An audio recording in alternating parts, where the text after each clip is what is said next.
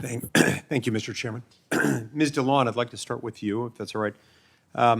NCMEC does a great job of highlighting a lot of these problems and the pervasiveness of CSAM through the cyber tip line. It's my understanding that about 32 million reports of CSAM were reported to the cyber tip line last year.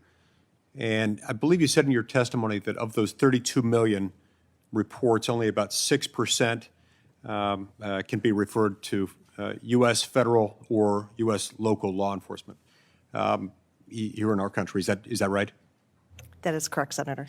So of the 32 million reports that we start with, we're already down to about 3.2 million that can be actionable here, that can be reported to law enforcement here.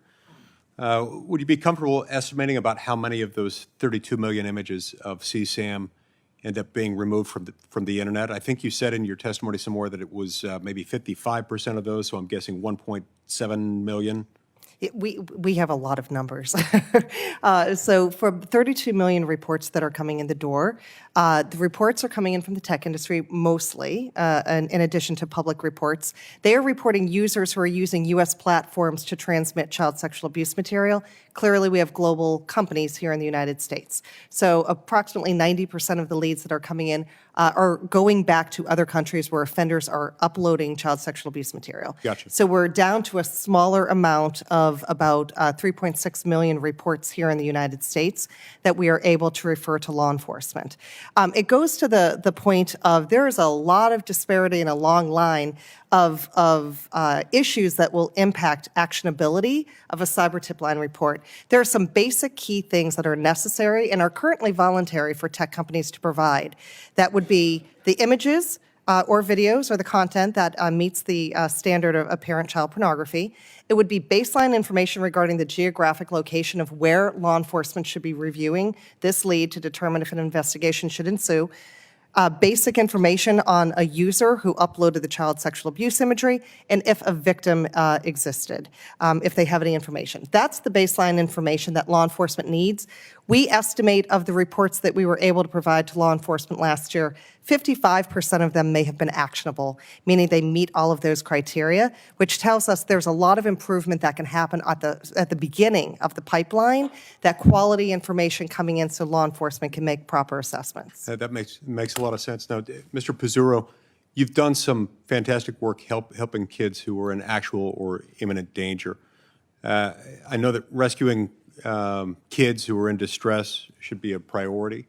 I'm guessing that the removal of the CSAM images from the internet can't take quite as high of a priority as rescuing the kids from imminent danger.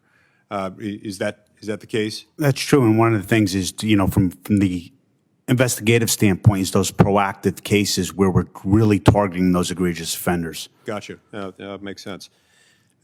Look, bottom line, pornography is very bad. It's especially bad for young people. I think it's bad for everyone, but it subjects young people to significant and somewhat unique harms.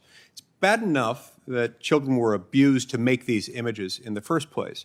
But every single time these images are viewed or shared, a child's re-traumatized again.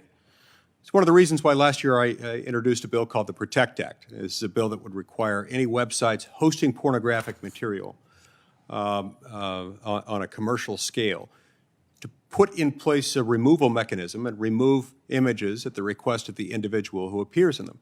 It'd also require websites to verify the age of individuals appearing in pornographic material, and also they would have to verify consent. They'd be also penalized for hosting CSAM and any other items that were in there that shouldn't be, and then their victims or their authorized representatives could petition for those images to be removed from the website, and I think that would help with that. Mr. DeLon, in your testimony you mentioned that current law needs to be changed, Ms. DeLon, I'm sorry, that it needs to be changed in order to help CSAM be able to share those images, help people be able to share those images with CSAM and with law enforcement. And I'd be happy to work with you on that to get that done and to incorporate into that into my bill, the Protect Act. One more thing. These things are all important. That's why at the end of last year, I also introduced another bill called the Screen Act. This bill would require that any commercial website posting pornographic images has to verify the age of users on their site and block minors from viewing graphic material. I look forward to working with my colleagues and the witnesses before us today and the organizations they represent to get those bills across the finish line. Finally, I just want to thank you, Ms. Bride, and you, Ms. Lemke, for sharing your stories on difficult, heart-wrenching circumstances. Thank you. Thank you, Senator Lee. I'll be managing time for a moment while Chair Durbin votes, and I'm up next, followed by Senator